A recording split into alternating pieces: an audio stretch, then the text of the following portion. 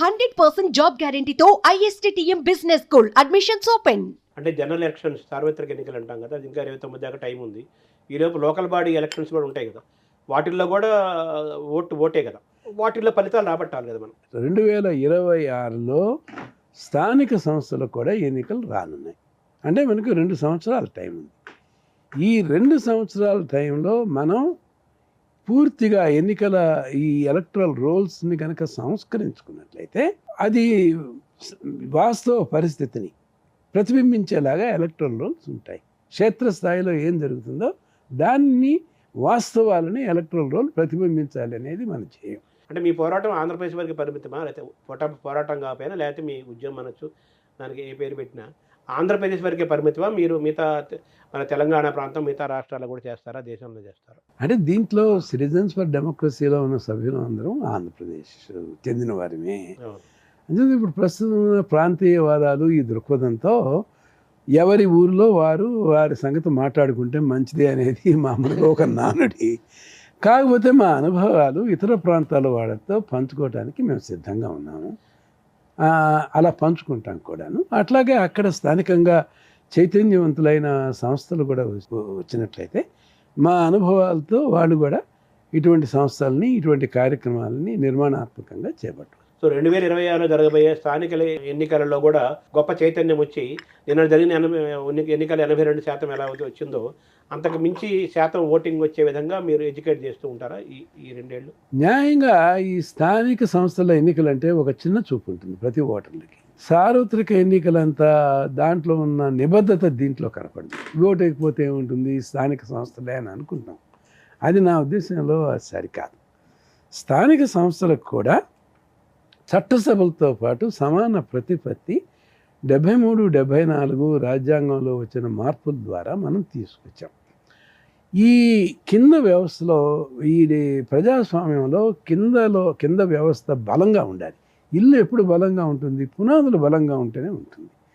అందుచేత స్థానిక సంస్థలు కూడా బలంగా ఉండి దీంట్లో కూడా ఓటర్లు బాగా చురుగ్గా క్రియాశీలకంగా కనుక పాల్గొంటే ఇవి పటిష్టంగా ఉంటాయి. అందువలన ప్రజాస్వామ్యం పటిష్టంగా ఉంటుంది. కాబట్టి 2026లో జరగబోయే ఎన్నికల మీద కూడా ప్రధానంగా దృష్టి కూడా పెడతాం. దీనికి ఇంకో కారణం కూడా ఉంది. 2020లో నేను ఎన్నికల ప్రక్రియని మొదలుపెట్టి నోటిఫికేషన్ ఇచ్చిన తర్వాత ఎంపీటీసీ, జడ్పీటీసీ ఎన్నికల్లో అప్పటి అధికార పార్టీ వర్ణనాతీతమైన హింసాత్మక సంఘటనలకి పాల్పడటం చాలా బాధాకరం. చాలామంది ఏమనేవారు, ఎలక్షన్ కమిషన్ ఏం చేస్తుంది, నిష్క్రియాపర్వంతో ఉంది అన్నారు. ఎలక్షన్ కమిషన్కి కాజ్ ఆఫ్ యాక్షన్ ఎలా వస్తుంది? సంబంధిత అధికారులు ఏమైనా అక్రమాలు జరిగాయి అని చెప్పేసి మా దృష్టికి తీసుకురావాలి. పరిశీలకులు మేము నియమించాం, సెక్రటరీ స్థాయి అధికారులు పరిశీలకులుగా. పరిశీలకులు ఏదైనా నివేదిక కనిపిస్తే దాని మీద మేము స్పందిస్తాం. కానీ పత్రికా మాధ్యమాల ద్వారా వచ్చిన ప్రకటనల ద్వారా కేవలం దాని ద్వారా స్పందించడం కుదరదు. ఇప్పుడు ఉన్న ఎలక్షన్ కమిషన్ కూడా వారు డెప్యూట్ చేసిన పరిశీలకుల నివేదికల ఆధారంగాను వారికి ఉన్న ఈ యంత్రాంగం ఏదైతే CEO వ్యవస్థ ఏదైతే ఉంటుందో దాని తరపున ఉన్న రిపోర్ట్ల మేరకే స్పందిస్తారు. పత్రికల్లో వచ్చిన వాటి మీద స్పందించాల్సిన స్పందించకూడదు. నా పరిస్థితి కూడా అదే.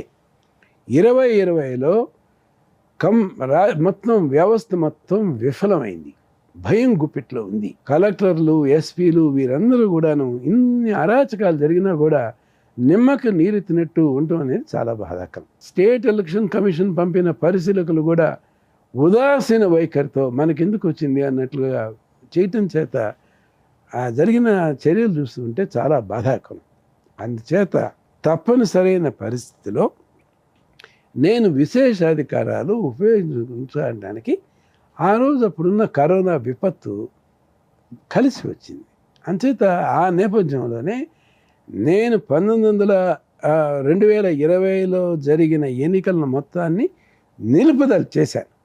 నా చేతుల మీదుగా నేను ఈ లోపభూయిష్టమైన ఎన్నికలు జరిపే ప్రసక్తి లేదు అని నేను ఖచ్చితంగా కూడా చెప్పడం కూడా జరిగింది. ఆ ఎన్నికలు నేను జరపలేదు.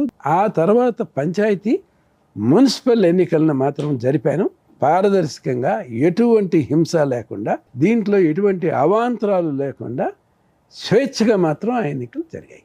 నిన్న 2024లో జరిగిన ఎన్నికలు ఆంధ్రప్రదేశ్లో ఎలా జరిగాయి అనుకుంటున్నారు? ఎలక్షన్ కమిషన్ తీరు ఏ విధంగా ఉందంటారు? 2024లో జరిగిన ఎన్నికల్లో ఈ ప్రక్రియ జయప్రదం కావటానికి ప్రధాన కారణం ఓటర్లలో వచ్చిన చైతన్యం. కానీ కావాల్సిన ఏర్పాట్లు చేయటంలో, జరిగిన హింసని నివృత్తి చేయటంలో ఆంధ్రప్రదేశ్లో స్థానికంగా ఉన్న సిఇఓ యంత్రాంగం పూర్తిగా విఫలమైంది అని చెప్పి నేను భావిస్తున్నాను. అంటే పలనాడులో జరిగింది కదా పెద్ద ఎత్తున. పలనాడులో కాదు, అంతకు ముందే బందోబస్తు ప్రణాళిక ఏదైతే చేశారో దాన్ని రచన రాజకీయ అవసరాల కోసం చేశారు.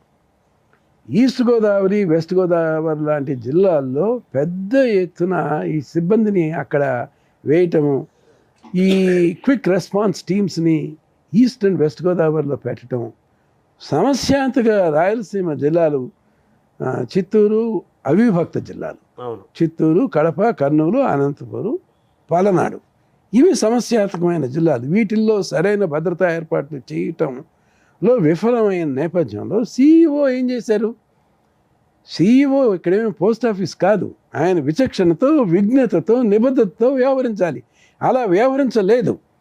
అప్పుడు సిటిజన్స్ ఫర్ డెమోక్రసీ స్పందించి ఎలక్షన్ కమిషన్ అపాయింట్ చేసిన పోలీస్ పరిశీలకులు దీపక్ మిశ్రా ఎవరైతే ఉన్నారో 1984 ఆఫీసర్, చాలా సమర్థుడైన అధికారి, నిబద్ధతతో వ్యవహరించే అధికారి, వారి దగ్గరికి వెళ్ళి చాలా తప్పులు జరుగుతున్నాయి, దీన్ని బందోబస్తు ప్రణాళికని మీరు తిరిగి మరొకసారి దీన్ని సమీక్షించి సమస్యాత్మక ప్రాంతాల మీద దృష్టి పెట్టండి. ప్రత్యేకించి మేము పల్నాడు గురించి కూడా మేము చెప్పడం కూడా జరిగింది. తర్వాత ఎలక్షన్ కమిషన్ ఎక్స్పెండిచర్ ఖర్చు ఉంటుంది కదా, పెట్టిన ఖర్చు అదంతా కూడా అది కంట్రోల్లో ఉందంటారా? ఖర్చు వృధా అయిన వాతావరణం కూడా ఉంటుందని కూడా కొంత విమర్శలు ఉన్నాయి కదా, అది ఎలా చూడాలి సార్? దాని మీద నియంత్రణ ఏమైనా ఉంటుందా, పర్యవేక్షణ ఉంటుందా? విమర్శలు అయితే ఉన్నాయి. ఇటీవల మీరు కూడా చూసుంటారు, ఇక్కడ ఫోరం ఫర్ గుడ్ గవర్నెన్స్ అని తెలంగాణలో వీరు కొంతకాలంగా పారదర్శకత లేదు ఈ ఎన్నికల వ్యయంలో, ఇవి దేశానికి మన అందరికీ సంబంధించిన నిధులు, ఇవి సద్వినియోగం చేయాలి, ఇక్కడ 700 కోట్ల రూపాయలు ఖర్చు పెట్టారు, దీన్ని ఆడిట్ చేయండి అని చెప్పి వారు ఒక ఉద్యమిస్తున్నారు. ఇది అవసరం కూడాను. ఎందుకంటే ఎన్నికలు జరిగే సందర్భంలో మనం వారికి పూర్తి విశ్వాసంతో, పూర్తి స్వతంత్రతతో వ్యవహరించాలి అని వీటిల్లో మనం నిబంధనలన్నింటినీ కూడా పక్కకు పెడుతూ ఉంటాం.